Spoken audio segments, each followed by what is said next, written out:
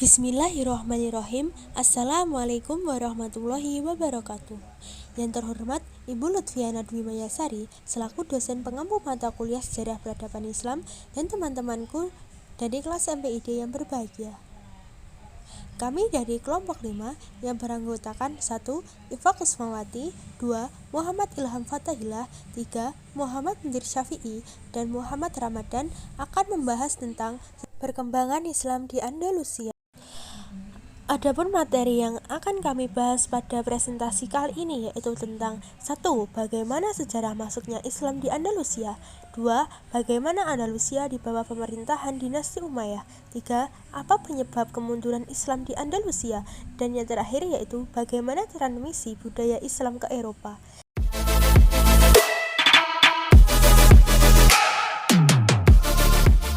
Sejarah masuknya Islam di Andalusia. Islam masuk pertama kali ke Spanyol pada tahun 711 Masehi melalui jalur Afrika Utara. Spanyol sebelum kedatangan Islam juga dikenal dengan sebutan Liberia atau Hispania, kemudian disebut Andalusia. Kemudian ketika negeri subur itu dikuasai bangsa Vandal, dari perkataan Vandal inilah orang Arab sering menyebutnya Andalusia. Sebelum penaklukan Spanyol, umat Islam sudah menguasai Afrika Utara. Pada penguasaannya sepenuhnya atas Afrika Utara itu terjadi di zaman Khalifah Abdul Malik pada tahun 685 sampai 705 Masehi. Abdul al-Malik mengangkat Hasan ibnu Nu'man al-Ghassani menjadi gubernur di daerah itu. Pada masa Khalifah al-Walid, Hasan ibnu Nu'man sudah digantikan oleh Musa ibnu Nusair. Di zaman al-Walid itu Musa memperluas wilayah kekuasaannya dengan menduduki Aljazair dan Maroko. Kemudian penaklukan wilayah Afrika Utara itu semenjak pertama kali dikalahkan sampai menjadi salah satu provinsi dari Khalifah Bani Umayyah memakan waktu selama 53 tahun, yaitu mulai pada tahun 30 Hijriah masa pemerintahan Muawiyah ibnu Abi Sufyan sampai dengan tahun 83 Hijriah atau masa Al-Walid. Sebelum dikalahkan, yang menjadi basis kekuasaan kerajaan Romawi yaitu kerajaan Gotik. Dalam proses penaklukan Spanyol tersebut terjadi 3 pahlawan Islam yang dikatakan paling berjasa memimpin satuan-satuan pasukan ke sana. Mereka adalah Tharif ibnu Malik, Tariq ibnu Jiyas, dan Musa ibnu Nusair.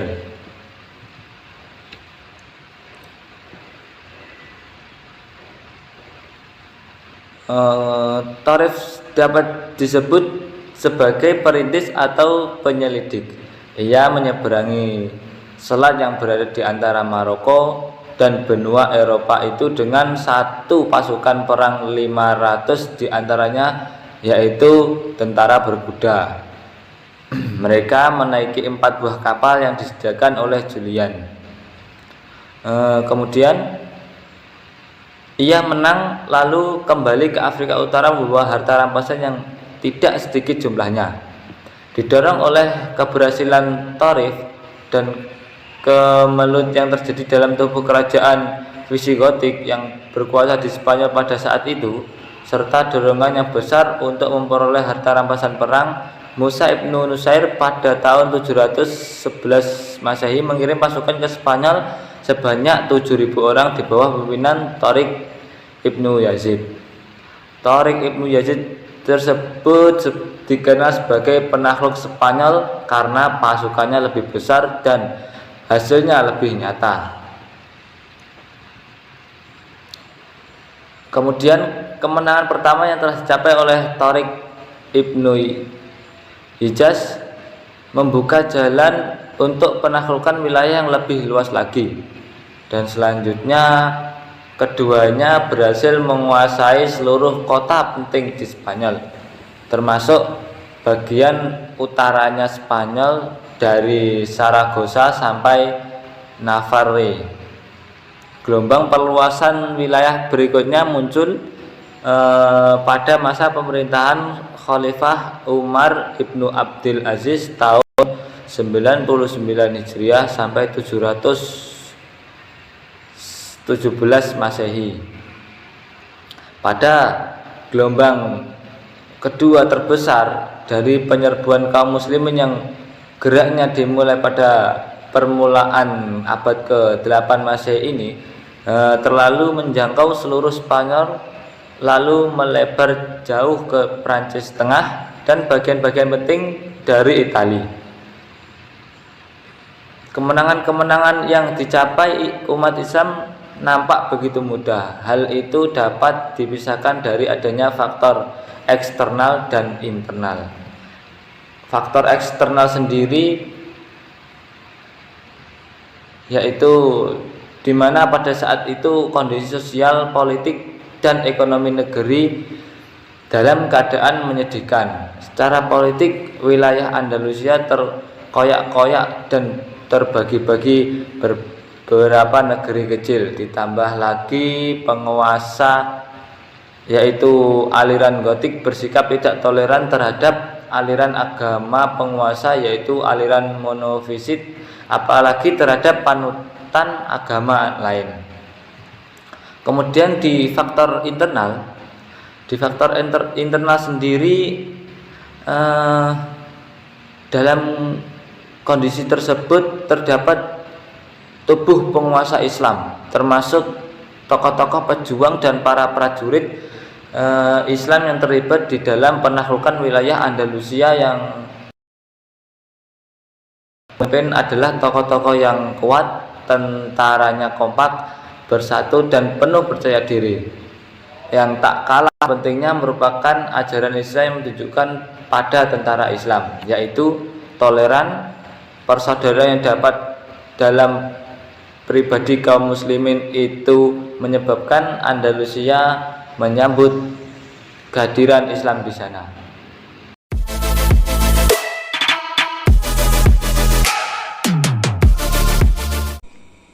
Baik, saya di sini Iva Kusumati dengan NIM 206200107 akan menjelaskan tentang Andalusia di bawah pemerintah dinasti Umayyah. Yang A. Abdurrahman I, Abdul al-Rahman bin Muawiyah bin Hisam bin Abdul al-Malik bin Marwan atau Abdul ar-Rahman I, Abdurrahman I atau Abdurrahman ad-Dakil, yang memimpin dari 756 sampai 788 Masehi, merupakan anggota terakhir dari dinasti Umayyah yang masih hidup, melarikan diri dari Damaskus dan melarikan diri ke Spanyol dan mendirikan dinasti Umayyah di sana. Wafat pada tahun 788 dalam usia 59 tahun dan dimakamkan di Istana Cordova. Berbagai kebijakan strategis Abdurrahman I selama berkuasa antara lain: 1. Memindahkan ibu kota dari Toledo ke Cordova, membagi pemerintahan ke dalam 3 badan, yaitu 1. Yudikatif, 2. Perpajakan, dan sipil, menjadikan Cordova sebagai pusat ibu kota, pusat ilmu dan kebudayaan, serta kesastraan sehingga menarik banyak cendekiawan untuk datang ke istananya. Untuk memberi hiburan kepada rakyatnya, dibangunlah taman hiburan yang bernama Munyal al-Rusafa. Taman al-Rusafa adalah taman besar yang dikelilingi oleh dinding bata lumpur. Banyak tanaman pengisi tanam didatangkan dari luar Andalusia seperti tufah, Persia, dan delima. Selain itu, membangun Masjid Jami Cordova pada tahun 786 Masehi dengan dana 80.000 dinar. Khusus untuk menjaga dari ancaman dan serangan musuh, Abdurrahman I membangun sebuah angkatan bersenjata yang kuat dan terlatih, yang terdiri atas 40.000 prajurit bayaran dari bangsa Barbar. Yang B. Abdurrahman III. Abdurrahman bergelar Al-Khalifah An-Nasir Lidinillah, berarti khalifah penolong agama Allah, adalah penguasa paling berpengaruh dinasti Umayyah pada Andalusia. Memerintah sangat lama, yaitu 49 tahun dari tahun 912 sampai 961 Masehi. Meninggal dunia pada bulan Oktober 961 Masehi atau bertepatan dengan bulan Ramadan tahun 350 Hijriah. Pada tahun 72 tahun, Abdurrahman III berhasil mendapat kendali Andalusia dan menyatakan dirinya menjadi khalifah sebagai dasar legitimasi kepada pemerintahannya karena dinasti Abbasiyah di Baghdad sudah melemah karena hanya boneka-boneka di tangan Bani Buwayhi dan menangkal bahaya dari kemunculan Khalifah Bani Fatimiyah di Afrika Utara.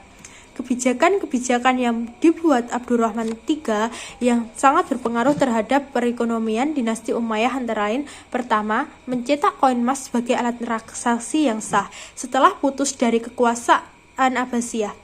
Di koin tersebut ditempatkan nama dan gelar khalifah serta mencetak seperempat dinar mengikuti model khalifah Aghlabiyah dan Fatimiyah. Yang kedua, membangun kota satelit dengan nama salah seorang selirnya, yaitu Al-Zahra, di sebuah bukit di pegunungan Sierra Monera, sekitar 3 mil sebelah utara Cordova dan menghadap sungai Guadalquivir yang di atasnya terdapat jembatan yang melintasi sungai tersebut dengan konstruksi lengkung berbagai penyangga. Yang ketiga, membangun jembatan Cordova yang terletak di atas sungai Al-Wadi Al-Kabir atau lembah besar dengan nama Kontoroh Ad-Dar, jembatan massa. Tinggi dari jembatan ini 30 meter dengan panjang yang membentang 400 meter dan lebar 40 meter. Jumlah dari penyangga jembatan tersebut berjumlah 17 busur dan jarak antara penyangga satu dengan yang lainnya adalah 12 meter dan luas dari setiap penyangga adalah 12 meter dengan diameter lebar 7 meter dan dari permukaan mencapai 15 meter. Jembatan ini diperuntukkan sebagai sarana memudahkan aktivitas sosial dan ekonomi masyarakat. Yang keempat, untuk memenuhi kebutuhan air karena Al-Wadi Al-Kabir yang mengaliri Al-Zahra dan Cordova pada musim kemarau, airnya tidak bisa diminum karena tercemar. Al-Nasir membangun saluran air yang menembus gunung sepanjang 80 km untuk dialirkan ke pemandian umum, pertanian, dan pemukiman penduduk di istana. Penggalian saluran air ini selesai pada tahun 329 Hijriah atau 940 Masehi. Cordova sebagai pusat ibu kota memiliki penduduk 500 juta jiwa, 700 masjid, dan 300 pemandian umum. Kebesarannya hanya bisa dikalahkan oleh Baghdad dan Konstantinopel. Yang kelima, pada bidang pertanian dan perindustrian, Abdurrahman II membuat kebijakan memperbaiki kondisi tanah dengan menggunakan sistem irigasi ilmiah. Alhasil, tanah-tanah yang tandus itu menjadi subur dan menimbulkan kekaguman bagi para pedagang. Yang keenam, yaitu membentuk pasukan polisi sehingga masyarakat menjadi aman, orang lain dan pedagang bebas bepergian ke daerah-daerah yang paling sukar dan merasa takut ada halangan dan rintangan di jalan. Maka ekonomi dapat berjalan dengan lancar. Uang negara hasil dari pendapatan ekonomi dipergunakan untuk membangun jalan-jalan, bangunan umum, jembatan-jembatan, puri-puri, sekolah-sekolah, rumah sakit, perguruan tinggi, dan lain sebagainya. Yang C yaitu Al-Hakam II. Al-Hakam berkuasa pada tahun 961 sampai 976 Masehi dan meninggal dunia pada tanggal 1 Oktober 967 Masehi. Beliau adalah penguasa adil, bijak, dan penuh pengertian, menjalankan ajaran agama dengan ketat. Dia memaksa ajaran-ajaran sunnah di seluruh wilayah kekuasaannya. Setiap selesai salat Jumat, dia membagikan derma kepada fakir miskin, menegakkan ketentraman di dalam negeri, dan sangat toleran kepada keyakinan agama lain, sehingga orang menikmati kebebasan beragama secara sempurna. Kebijakan penting Al-Hakam adalah mendirikan Universitas Cordova dan universitas-universitas lain di Spanyol. Al-Hakam II mengundang cendekiawan-cendekiawan untuk datang mengajar di Universitas Cordova. Salah satu dari cendekiawan itu adalah Ibnu Al-Qudsiyah yang merupakan seorang sejarawan dengan karyanya yang terkenal Tarikh Iftihar Al-Andalus. Popularitas Universitas Cordova telah memancing banyak penuntut ilmu untuk datang belajar ke tempat itu. Para pelajar yang datang bukan hanya orang-orang Islam, melainkan juga orang Kristen. Para pelajar juga tidak hanya berasal dari wilayah Andalusia, melainkan juga dari wilayah Afrika, Asia, dan Eropa lainnya. Di Cordova terdapat sebuah perpustakaan besar yang berisi tidak kurang dari 400 judul buku. Judul-judul buku tersebut disalin dalam sebuah katalog yang berjumlah 44 jilid. Di ibu kota terdapat 27 sekolah gratis dan setiap kota memiliki perguruan tinggi. Dengan semua fasilitas pendidikan di Cordova, hampir seluruh penduduk kota itu bisa membaca dan menulis. Sedang di Eropa berada dalam kegelapan ilmu pengetahuan. Jalan Cordova bagus dan rata. Malam harinya diterangi oleh lampu-lampu yang digantung depan rumah penduduk yang berdiri di sepanjang jalan. Di Cordova juga terdapat banyak tempat tenun kain yang jumlah sekitar 13.000 orang. Selain itu, masih terdapat kilang besar yang menyamakan kulit. Yang D yaitu Al-Habib Al-Mansur Billah atau Muhammad II. Muhammad bin Abi Amir merupakan pengasuh anak Khalifah Abdurrahman III yang bernama Hasyim II.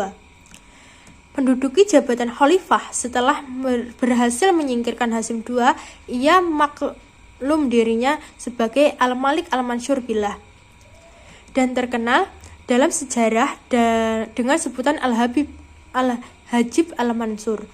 Kebijakan penting Al-Mansur adalah menyingkirkan pangeran-pangeran dinasti Umayyah dan pemuka-pemuka suku yang berpengaruh.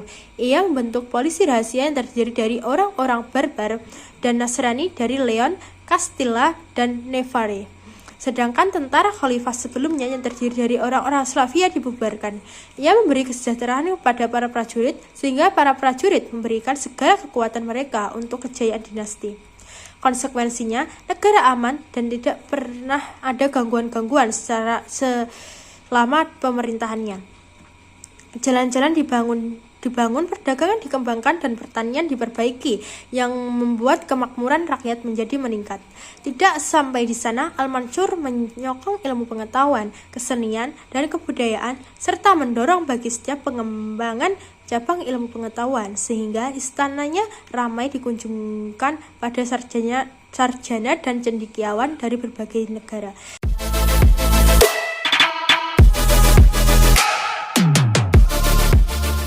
Saya Muhammad Muntir Syafi'i akan menjelaskan tentang penyebab kemunduran Islam di Andalusi. Menurutnya, Islam di Andalusi disebabkan oleh dua faktor, yaitu faktor internal dan faktor eksternal. Faktor internal di sini ada 4. Yang pertama adalah perpecahan dan perebutan kekuasaan. Pada tahap awal semenjak menjadi wilayah Islam, Spanyol masih diwarnai dengan perpecahan dan perebutan kekuasaan, sehingga stabilitas politik di negeri Spanyol masih belum tercapai secara sempurna. Yang kedua adalah pribadi dan kepemimpinan khalifah. Hal ini nampak ketika Hasyim II naik tahta dan menggantikan ayahnya Hakam II. Ia termasuk khalifah yang lemah, tidak memiliki kemampuan dan kecakapan untuk mengurus negara, karena menduduki kursi kekhalifahan dalam usia yang relatif muda. Yang ketiga adalah munculnya dinasti-dinasti kecil. Disintegrasi kekuatan Islam di Spanyol dengan munculnya dinasti-dinasti kecil adalah salah satu penyebab kemunduran dan kehancuran Islam di Spanyol. Meskipun dengan demikian, pada saat ini menjadi pula kecemerlangan kultural. Sejumlah dinasti lokal berkuasa di berbagai wilayah Spanyol. Yang keempat adalah kesulitan ekonomi. Keadaan ekonomi juga bisa menentukan maju mundurnya suatu negara. Di paruh kedua masa Islam di Spanyol, pembangunan kota dan pengembangan ilmu pengetahuan sangat gencar dan serius, sehingga lalai dalam pembinaan ekonomi. Selanjutnya adalah faktor eksternal yang menyebabkan mundurnya Islam di Andalusi. Faktor eksternal di sini ada 2. Yang pertama adalah konflik Islam dengan Kristen. Kehadiran bangsa Arab Islam di Spanyol secara tidak langsung melahirkan kesadaran kebangsaan orang-orang Kristen Spanyol, sehingga menyebabkan kehidupan negara Muslim Spanyol tidak berhenti dari pertentangan antara pihak Muslim dengan pihak Kristen.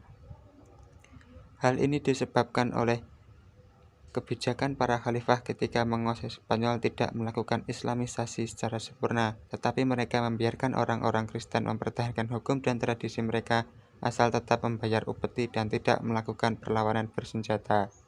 Yang kedua adalah faktor geografis. Faktor geografis juga menentukan hilangnya Islam di Spanyol, karena Spanyol merupakan daerah terpencil dari dunia Islam yang lain, sehingga ia selalu berjuang sendirian tanpa adanya bantuan kecuali dari Afrika Utara. Dengan demikian tidak ada kekuatan alternatif yang mampu membendung kebangkitan Kristen di Spanyol.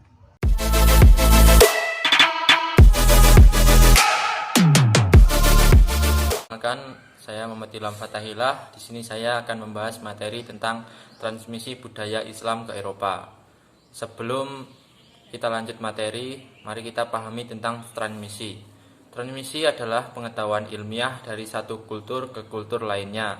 Karena transmisi seringkali disertai oleh perubahan tertentu, maka suatu pendekatan kinematik harus mempertimbangkan fakta-fakta tertentu terkait transformasi. Seperti diketahui bahwa perkembangan tradisi intelektualisme Islam kian menemukan bentuknya, terutama antara abad ke-8 dan abad ke-13 Masehi. Dalam periode pertengahan inilah banyak ahli sejarah memandang Islam mengalami pencerahan intelektual. Yang pertama, melalui Perang Salib. Syria dan sekitarnya adalah di mana Islam dan Barat berjumpa dalam Perang Salib. Perang yang berlangsung pada tahun 1095 sampai 1291 ini sedikitnya punya pengaruh terhadap transmisi pemikiran dan sains Islam ke Barat. Kendati demikian, pengaruh terhadap transmisi tidak terlalu instan karena orang-orang yang datang sebagai pasukan salib adalah para kesatria-kesatria perang, bukan ilmuwan. Sehingga dapat dikatakan bahwa sekiranya terjadi transmisi akibat perang salib tak lebih dari peniruan tata cara hidup dalam kekaguman bangsa Barat terhadap masyarakat Islam. Transmisi terlihat terutama pada kemiliteran, arsitektur, teknologi, pertanian, industri, dan dalam batas tertentu juga dalam sastra. Yang kedua, melalui negeri Sicilia. Sebagai titik persentuhan dari dua kebudayaan, maka Pulau Sicilia merupakan alat penghubung untuk meneruskan pengetahuan kuno dan pengetahuan abad pertengahan. Sebagian rakyatnya terdiri dari elemen Yunani yang berbahasa Yunani, sebagian lagi dari elemen Muslim yang berbahasa Arab, dan dari golongan sarjana yang paham akan bahasa Latin. Sejak raja-raja Norman, para pengganti kerajaan Sicilia menguasai yang bukan hanya pulau tersebut, melainkan juga Italia Selatan. Maka merekalah yang menjadi jembatan untuk menyeberangkan kebudayaan Islam ke semenanjung Italia dan Eropa Tengah. Di wilayah ini, sains Islam khususnya ilmu kedokteran dipelajari di Salerno. Ketiga, melalui Andalusia atau Spanyol. Di Andalusia terdapat banyak sekali universitas yang didirikan. Di sana, orang-orang Eropa banyak berdatangan untuk kepentingan studi dan transfer kultural. Pelajaran yang diberikan di Universitas Granada antara lain ilmu ketuhanan, jurisprudensi, kedokteran, kimia, filsafat, dan astronomi. Setelah Granada jatuh ke tangan Ferdinand dan istrinya Isabella, buku-buku yang berbahasa Arab dibakar atas perintahnya. Di Andalusia sedikit demi sedikit umat Islam mulai kehilangan wilayah kekuasaannya. Mula-mula kota Toledo direbut oleh Kristen pada tahun 1085 Masehi, maka hilanglah pusat sekolah tinggi dan pusat ilmu pengetahuan Islam, beserta segala isinya seperti perpustakaan bersama ilmu-ilmunya. Disusul Cordova yang dirampas oleh Raja Alfonso VII dari Kastilia, maka hilang pula pusat kebudayaan Islam di sebelah barat beserta Masjid Raya Cordova. Kehilangan tersebut terus berlanjut mulai dari Sevilla, Malaga, dan Granada. Akhirnya umat Islam dan Raja Bani Ahmad terakhir, Abu Abdullah, harus terusir dari Andalusia, meninggalkan apa yang pernah diciptakan, baik kebudayaan secara fisik berupa peradaban dan ilmu pengetahuan. Semoga materi yang kita paparkan kali ini dapat bermanfaat bagi kita semua. Dan sekian presentasi dari kelompok kami. Apabila ada kesalahan dalam penuturan kata, mohon dimaafkan dengan sebesar-besarnya. Wabillahi taufiq wal hidayah. Wassalamualaikum warahmatullahi wabarakatuh.